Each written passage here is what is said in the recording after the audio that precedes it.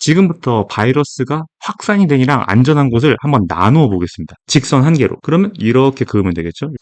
우리는 이 상황을 미안합니다. 늦었습니다. 근데 제가 원래 커뮤니티 글에도 올렸는데 영상은 그만 만들려고 했거든요. 왜냐면 이 채널의 목표가 다른 좋은 강의들을 들을 수 있는 좀 기초 지식들을 소개를 하는 거고 좀 고전적인 모형들 위주로 설명을 하는 거여서 저는 충분히 많이 다뤘다고 생각을 해서 그만하려고 했는데 저는 가만히 있었는데 우리 세상이 너무 빨리 발전을 해버렸습니다. 그래서 이제는 인공신경망 고전적인 모형이 돼버렸습니다. 그래서 지금 타이밍에서 설명하는 거 저 채널의 목적에 맞다고 생각을 해가지고 인공신경망에 대해서 좀 오늘 얘기를 해보려고 합니다. 특히나 요즘은 뭐 챗GPT다 뭐다 하면서 생성형 AI 많이 사용을 하시잖아요. 궁금할 수 있거든요. 이걸 하면서도 이게 어떤 원리로 정확하게 나올까 이렇게 대화가 되고 또 내가 요구하는 이런 것들을 다 수행을 해주고 이게 정말 신기하다. 근데 이게 원리가 뭘까? 보통 그 원리에 대해서 궁금해서 찾아보면 트랜스포머, 뭐 RNN 이런 거 나오는데 어떤 의미 잘 모르거든요. 그래서 그런 것들의 기초가 되는 인공신경망 분석, 약어로는 ANN이라고 하거든요. Artificial Neural Network예요. 중요한 거는 이 키워드인데 천천히 설명을 해 나가면서 얘기를 해보도록 하겠습니다. 인공신경망에 대해서 좀 알고 싶어서 찾아보면 제일 먼저 나오는 게 프랭크 로젠블란트의 퍼셉트론이라고 하는 얘기인데 지금 이 논문이 지금의 우리가 사용하는 인공신경망의 기초가 된 건데 이 연도를 한번 보시죠. 1958년. 지금으로부터 70년 정도 전이거든요. 근데 이 시기가 프랭크 로젠블란트뿐만이 아니고 되게 많은 학자들이 인공지능을 연구를 했었던 시기였더라고요. 그래서 사람의 지능, 사람의 기억 이런 거를 어떻게 하면 모델링을 할 수 있을까에 대한 연구들을 많이 했는데 지금의 형태의 가장 기초적인 부분이라고 할 수 있는 퍼셉트론이라고 하는 개념에 대해서 얘기를 한 사람이 바로 프랭크 로젠블란트라고 하는 사람입니다. 그래서 논문 제목이 더 퍼셉트론이에요. 콜론 뒤에는 부제니까 사실은 논문은 퍼셉트론. 근데 이 퍼셉트론이 뭐냐? 우리의 뇌에서 일어나는 정보의 저장과 조직에 대한 확률적인 모형이다. 그래서 이 논문의 가장 중요한 내용은 퍼셉트론을 소개하는 겁니다. 근데 이게 모델이라고 말씀드렸잖아요. 근데 모델이라고 하는 거는 우리의 현실, 리얼리티라고 얘기를 하는데 리얼리티를 단순화해서 표현해내는 게 모델입니다. 그러니까 우리의 뇌에서 정보라고 하는 게 저장도 되어 있고 구조화가 되어 있는데 이거를 최대한 수학적인 모델로 표현을 해보겠다. 그 시도를 얘기를 하는 거거든요. 이런 시도들이 되게 많이 있었을 텐데 되게 주목받는 이유가 있습니다. 그 이유가 뭐냐면 그 시기에 많은 연구들이 진행이 됐는데 크게 두 가지 흐름이 있었던 것 같아요. 첫 번째 흐름은 정보가 있으면 그 정보가 저장되어 있는 방식이 예를 들어서 고양이에 대한 이미지가 있고 이게 고양이 이런 식으로 정보들이 서로 매칭되어 있다. 그래서 우리가 고양이라고 하는 인풋을 시각 정보로 받아들이면 뇌 속에서 저장된 카드 같은 게 한 장 나오면서 얘는 고양이니까 고양이다. 이런 식으로 되는 게 하나의 흐름이었고 또 다른 거의 흐름은 뭐냐면 정보는 이런 식으로 단순히 1대1 매칭되어 있는 게 아니고 고양이를 봤으면 고양이라고 얘기를 하는 데까지 걸린 과정이 있을 텐데 예를 들어서 털이 있고 없고 귀가 몇 개고 막 이런 걸 선별적으로 판단을 해갖고 고양이로 가게 되는 그 경로, 패스웨이, 커넥션, 네트워크 이거 자체가 정보가 저장되는 방식이다. 라고 한 게 이 두 번째 접근 방법이었던 거죠. 근데 이 퍼셉트론은 두 번째 접근 방법을 따르고 있고 실제로 오늘 설명할 인공신경망이라든지 여러분들이 쓰고 있는 수많은 생성형 AI가 바로 이 두 번째 접근법을 따르고 있는 겁니다. 그러면 우리가 일단 이 모형을 정확하게 이해하려면 실제 우리 뇌 속에서 어떻게 정보가 저장되고 구조화되는지를 알아야겠죠. 그죠? 모델이 리얼리티를 모방한 거라고 했습니다. 근데 우리는 퍼셉트론을 알고 싶어요. 지금 퍼셉트론이라고 하는 모델을 알고 싶으면 뇌에서 일어나는 리얼리티를 우리가 어느 정도는 알고 있어야 됩니다. 그래서 신경망이라고 하는 거에 대해서 잠깐 살펴보면 실제로 우리 신체 속에 있는 어떤 기관이에요. 실처럼 아주 가는 것들이 우리 몸에 여러 군데 퍼져 있는데 높은 밀도를 보이고 있는 데가 이 뇌랑 바로 척수. 이 두 개의 신경 다발로 이루어진 걸 우리가 중추신경계라고 얘기를 하고 이렇게 몸 여러 기관에 쭉 펼쳐져 있는 거를 우리가 말초신경계라고 얘기를 합니다. 그리고 이 신경계를 이루는 최소 단위를 뉴런이라고 얘기를 하고 이 뉴런은 이런 모양이에요. 실제로는 엄청나게 작겠죠. 그리고 이런 작은 뉴런들이 수조, 수십조 개가 모여진 게 바로 신경망이 됩니다. 보통 생물시간에 이렇게 많이 표현하거든요. 구조로 따지면 한 3개 정도로 나눠져요. 1번, 2번, 3번. 그래서 1번이 수상돌기, 2번이 축삭, 3번이 축삭, 말단인데 이 용어가 중요한 건 아니고 얘네들끼리 어떻게 정보를 전달하는지가 훨씬 중요한 부분입니다. 그래서 첫 번째는 신경망의 최소 단위인 뉴런이 하는 일이 뭐냐? 정보 전달입니다. 방향은 요 방향.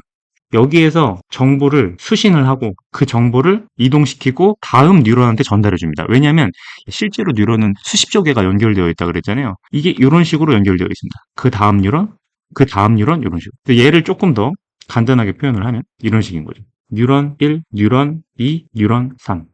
야, 고양이래. 고양이래. 이런 식으로 쭉쭉쭉 전달하는 거죠. 정보를 전달하는 게 뉴런이 하는 일이다. 근데 이거를 어떻게 전달하냐가 중요하죠. 왜냐하면 퍼셉트론이라고 하는 키워드를 계속 유지를 해야 되는데 퍼셉트론은 이 신경망을 따라한 건데 근데 얘가 어떻게 전달을 하냐. 그걸 알아야지 우리가 따라할 수가 있겠죠. 이것도 키워드 중심으로 이해를 하셔야 됩니다. 얘도 역치라고 하는 영어로는 threshold라고 얘기를 하는데 우리 감각이 느낄 수 있는 최소 자극을 얘기를 하거든요. 예를 들어서 지금 여러분들이 이 순간에도 굉장히 많은 정보를 받아들이고 있어요. 지금 제 목소리, 그리고 이 영상을 보고 있는 여러 가지 그림. 근데 사실 이 정보 말고도 정말 많은 정보들이 있을 거거든요. 여러분들이 모든 자극을 다 느끼는 건 아니거든요. 어느 정도 수준이 되는 자극만을 느끼게 됩니다. 요거를 약간 수식적으로 표현하면 스텝 펑션, 계단식 함수식으로 표현이 되는데 여러분들 목욕할 때 물 온도가 미묘하게 변할 때는 잘 못 느끼거든요. 근데 갑자기 크게 확 바뀌면 이게 뜨거워졌다라고 느끼죠. 그죠? 그것처럼 온도의 변화가 예를 들어서 37도.0도, 37.1도, 37.2도 이런 건 못 느끼다가 한 37.4도쯤 되면 확 느끼는 거죠. 변화가 생겼다. 그래서 이런 식으로 감각신경계, 감각신경망, 이 신경망의 특징 중에 하나가 뭐냐면 모든 정보를 다 수집하는 게 아니고 어느 정도의 의미가 있는 정도가 넘어가 줘야지만이 얘를 전달을 해주는 겁니다. 그래서 아까 뉴런의 전달 형태를 보면 자극을 받아들이는 뉴런인데 얘가 생각했을 때 이 자극이 너무 작아. 역치를 못 넘었어. 스레시홀드를 못 넘었어. 그럼 얘한테 전달을 안 해주는 거죠.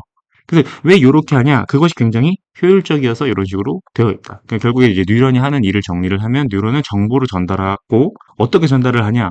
전달 이런 식으로 전달을 하되 역치라고 하는 개념을 가지고 와서 어느 정도 이상의 자극이 되지 않으면 전달을 안 하더라. 어느 정도 넘어가는 좀 의미 있는 자극들만 전달을 하는 방식으로 효율적으로 정보를 전달하더라. 이게 바로 뉴런이 하는 일에 대한 정리. 그러니까 즉 퍼셉트론이 모방하려고 하는 이 신체에 있는 기관의 실제 모습이다. 이렇게 정리를 하면 되겠습니다.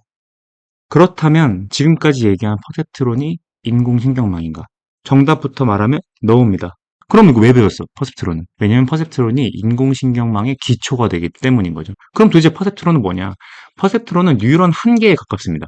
근데 왜 뉴런 한 개랑 인공신경망이랑 그게 거기서 거길 것 같은데 그냥 뉴런 여러 개가 모여 있는 게 인공신경망 아니냐? 이거 두 개의 근본적인 차이를 이해를 하려면 두 가지를 이해를 해야 되는데 그중 첫 번째가 비선형 연산과 선형 연산의 차이입니다.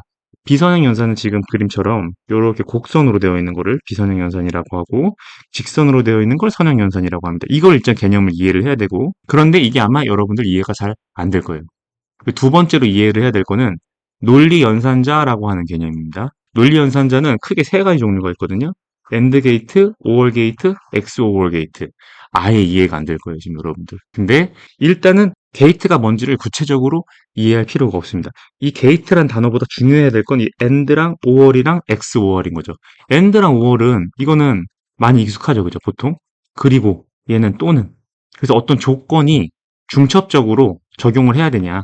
아니면 벤 다이어그램을 표현을 하면 AND면 이것도 되고 이것도 되고 이것도 돼야 되니까 제일 가운데는 여기지만 OR는 이 전체가 다 포함이 되는 거죠. 그러니까 이런 식으로 AND랑 OR는 우리가 확률 같은 거 공부할 때나 경우에서 공부할 때도 많이 공부를 한 개념이지만 그럼 XOR은 뭐냐? exclusively OR이라는 얘기입니다. 이해 안 될 거예요. 그러니까 자, 요거까지 해서 설명을 해보겠습니다. AND, OR, exclusive OR 이것과 방금 전에 설명했던 비선형 연산과 선형 연산이 어떤 관련이 있길래 퍼셉트론이 인공신경망이 아니면서 동시에 퍼셉트론이 인공신경망을 이해하는 데 중요한 역할을 하는지 한번 설명을 해보겠습니다. 어떤 바이러스가 하나 있습니다. 이 바이러스의 감염 여부를 지금부터 우리가 살펴볼 건데 얘는 습도랑 온도에 따라서 감염 여부가 결정됩니다. 어떤 지역을 예를 들어보면 X축은 온도입니다. Y축은 습도인데 이 바이러스의 특성은 온도랑 습도가 모두 높은 곳에서만 확산됩니다. 그러면 이 부분, 습도만 높은 경우죠. 이 경우에는 바이러스가 확산이 될까요? 안 될까요? 안 되죠. 왜냐면 온도는 낮으니까. 반대로 온도는 높지만 습도가 낮은 곳, 이곳에서도 바이러스는 확산되지 않는다. 왜냐하면 반드시 그 조건이 모두 충족되어야지만이 바이러스가 확산되기 때문이죠. 온도랑 습도가 높은 데에서만 한해서 바이러스가 확산이 되죠. 그러면 지금부터 바이러스가 확산이 되니랑 안전한 곳을 한번 나누어 보겠습니다. 직선 한 개로. 그러면 이렇게 그으면 되겠죠? 우리는 이 상황을 뭐라고 얘기를 하냐면 엔드 게이트 문제를 선형적으로 해결했다라고 얘기를 합니다. 대충 어떤 감이 오시죠, 그죠? 두 개의 서로 다른 점을 구분을 하는데 얘를 하나의 직선을 가지고 그을 수 있으면 선형적으로 해결을 하는 겁니다. 그리고 이런 문제를 엔드 게이트 문제라고 얘기를 합니다. 두 가지 조건이 모두 만족하는 경우만 다르고 아닌 경우는 그렇지 않은 경우. 근데 얘네를 하나의 선으로 나눠라. 이거는 하나의 직선으로 나누는 게 가능하다. 아, 그래서 엔드게이트 문제는 이게 뭔지는 잘 모르겠지만, 정확히 뭔지 모르겠지만, 그림으로 보면, 아, 엔드게이트 문제는 선형적으로 해결이 되네? 그러면, 오어게이트 문제도 약간 짐작을 할 수가 있을 거예요. 조건 중에 하나라도 해당이 되면 확산이 된 거예요. 그럼 이 경우엔 습도만 높은 경우 확산이 됐고, 온도만 높은 경우도 확산이 됐고, 둘 다 되는 경우도 당연히 된 거죠. 그럼 얘 5월 게이트도 선형으로 해결이 될까요? 해결이 되죠. 어떻게 그으면 되냐면, 이렇게 그으면 됩니다. 엔드 게이트랑 오어 게이트 문제는 선형으로 해결이 돼.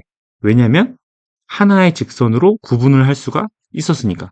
그럼 마지막으로 XOR 게이트라는 건 뭐냐면 둘 중 하나의 조건만이 만족해야 되는 경우. 그러니까 원래 아까 OR 게이트와의 차이를 보시면 OR 게이트는 둘 중 하나만 만족하면 되니까 이 두 조건을 모두 만족하는 경우에도 확산이 됐는데 XOR 게이트는 그런 경우는 확산이 되지 않습니다. 습도만 높거나 온도만 높은 경우에만 해당되는 거죠. 자, 그러면 이제 이 경우에 직선 하나를 그어서 안전한 곳과 확산된 곳을 구별해 보시죠. 어떻게 하면 될까요?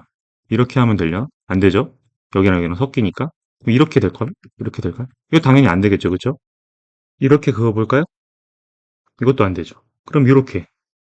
이것도 안 되죠? 왜냐면 얘랑 얘랑 얘가 한 공간에 있으니까.